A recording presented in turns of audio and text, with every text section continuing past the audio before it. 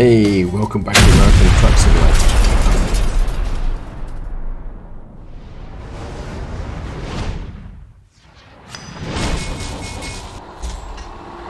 Welcome back to American Truck Simulator. I'm David Steele. Here's me face, to quote Aussie Man. And here is my truck. Let's take a quick look here. No, we can't see too good here. There we go. Alright. Today's trip is a special cargo. And the reason for this trip, well, now see, but about this time of year, everyone is busy rolling away Mariah Carey until next Christmas, because all they wanted for Christmas was, well, all I wanted for Christmas was a Mack 350. And that's what I've got. This thing will do seemingly anything. We have a Mack Superliner with a Mack E7, thanks to the Steele Productions Engine Pack. And this is the 350 horsepower version of the engine. 1360 foot-pounds of torque and 350 horsepower. It reaches the rear axles via a 12-speed overdrive Mack transmission. What's the final drive? I think it's 385, or is it 411? Let's check my notes. It's a 411. So it's kind of short in the gearing department. Top speed is not really a talking point, shall we say. But in terms of traction, pulling this thing and how it performs, it's very much up there. So let's go ahead and move on out of here. We're using the Mack today in a manual configuration, or a sequential manual. So I'm going to be shifting cogs myself. And it reckons we've got a 2-hour journey today. Game time might be a little more than 2 hours. I'm not sure. Everything seems to be up to, or getting up to temperature, I should say, not quite up to temperature. Where's my escort vehicle gone?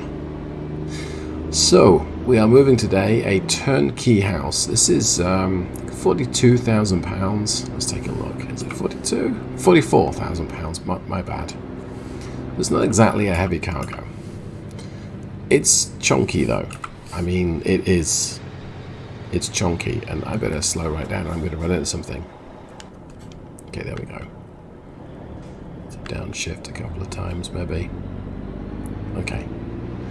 So it's a fairly large cargo. Now there is a heavier cargo. It's like the massive tech part. It's about 100,000 pounds. I've shifted one of those with this mechanical specification as well, and it's done great. So it's not short of getting the torque to the road that it needs. The hardest thing here is just negotiating corners and stuff. There's one long trailer. Now I don't know how well the camera will pick this up, but I'm using a Philips Hue behind monitor lighting setup that will change the lighting according to what's being displayed on the monitor. And so when we go through traffic lights and stuff, you might see it in me. You may not. I don't know. I'm too busy to see whether you do or don't. There we go. Okay. Top speed in this configuration is limited by the escort vehicle in front of you. If you run into that, you get in big trouble. And a short shift down this gradient here. Yeah, so I'm in 5 direct. It'll just about hold on to 40 miles an hour in top gear, which I think is 5 higher, is what we might call it. Okay. It's a bit more comfortable at this kind of gear. What's that, 1400 revs at 40 miles an hour? Let's just shift up to top. That's just under 1100 revs. It'll do it. I don't know whether I'm supposed to do it, because it's not really laboring. It's not losing speed up a slight incline. I'm inclined to keep it that way, but let me know in the comments below if I am absolutely laboring this engine and killing it. Whoa, good grief. The red Jeep's going, oh, I know why. He's probably being chased by a crazy horseman, right? So, yeah, let's switch here. I've rearranged a couple of things on my desk. I'm going to keep playing around with some of the audio settings, but it means that right here is a honking great big microphone, and down here is my keyboard, so the microphone's right in the way. That's, well, I don't need it that much. My controller is somewhere under here as well, and I'm clinging onto that for dear life, so it seems. Okay, we're not losing any speed up what I think is a bit of an uphill gradient. So, and this traffic's blasting past me. I don't know what the speed limit is if you're not carrying something heavy, but I'm guessing it's 70 or 75. Maybe. Wow, we're actually doing great. I can just about see the Milky Way on that sort of like in the sky. Yeah, I think so. Oh, left a bit, there we go. Okay, let's get back to the internal view. I do not do very well with that view. Okay. Right, well, as far as night drives go, there's really not that much to see. And the special cargo mission, if you haven't done one of these before in ATS, I would recommend that you try it. Once you get to your depot, you check in. Why is this guy slowing down? That's interesting. Do I want to? Well, I guess I'm going to go around him, but he is really. Why is he slowing down? I've not seen that before. Go on, buddy. Get up to 75. Go way past me because you're making me nervous here. So if you haven't done a special cargo, you really should. You check into the foreman at the depot, great, and they reset your clock, so you've got a full 14 hours before you have to take your next shift, and they change the time because time advances forward, and they fill your tanks. Now I don't know if you're charged for when they fill your tanks, but it might be a cheap way of filling your tank. Downshift. I might need to downshift again. So you then get the 14-hour trip to do with full fuel tanks, and you're automatically hitched up to whatever the cargo is. So in some ways it's a little easier. In other ways it's harder. One way is the sheer size of this thing. I don't think that this is legal doing this at night. How is the other traffic going to see how big this is? It might be illegal if they're not allowed to be on the same road as me. But wow. Okay. Some of the cargoes are very heavy. There's 188,000 pounds cargo. Is it a lift trucks chassis? I think that will be a challenge in this truck. But the Mack Superliner with an E7 and just 350 horsepower. It's not the entry-level E7. There are lower power versions available. Is adept at hauling all sorts of cargoes. It's not quick. Doesn't need to be. Just needs to be able to haul. Just move left a little bit. Get nervous when there's traffic next to me like this on the left-hand corner. Well, on any corner, to be fair. It's all too easy to have someone run into you, and if I move across to the left in my lane, it might discourage vehicles from trying to go around. It might do. But if I was behind me at this point doing 40, I'd want to be doing 75. So I get it. I've only got 30 minutes left according to the information display on my windshield, and yes, I know it's like stuck on my windscreen or windshield. There's nowhere else I can really put it that's usable. I don't look up that space very often. That would be where my rearview mirror might be. That's my justification. We are slowly catching this escort vehicle.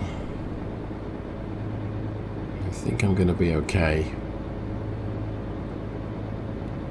If you run into your escort, usually it triggers you've just crashed, you want to restore to the last save point. You can run into traffic and it usually doesn't kick you out on the convoy. If you take a wrong turn, it absolutely will. The work convoy here. Yeah, there's the escort vehicle behind me. Letting everyone know that I'm driving, right? Yeah, I don't think they're quite doing that. There might be. Well, given I wasn't intent on cruising at this sort of speed in this gear, I have the whole trip, and aside that one period where I shifted down,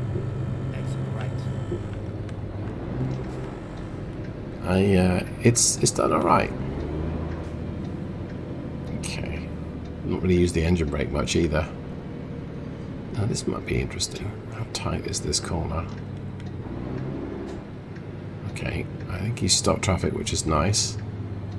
Yes, I think so. I hope so.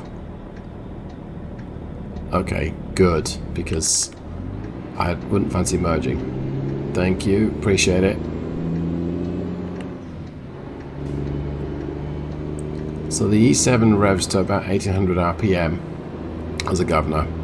I forget the exact number, and it means that it's not as flexible as some engines that will rev to 2100 RPM. That little beep means that they want to change lane.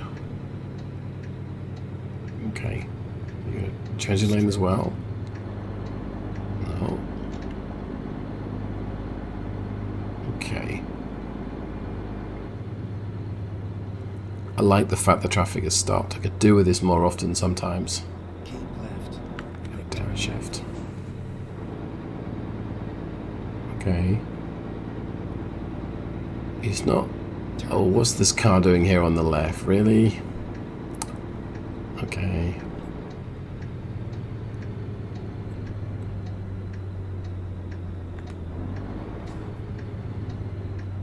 Okay. Oh, there's more of it. There's more traffic. Okay. That's fine.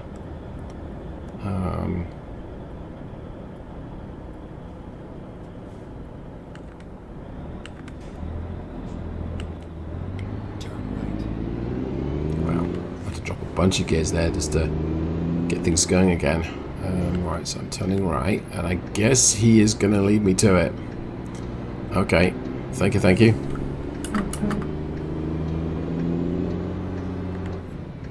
So you see there, I ran out of revs.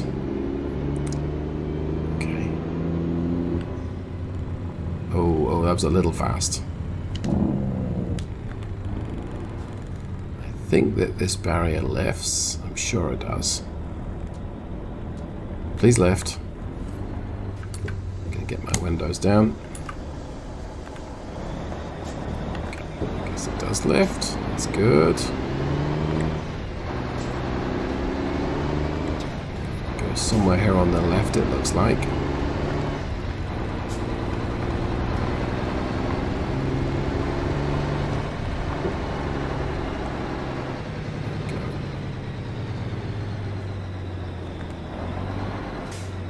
Try and line it up.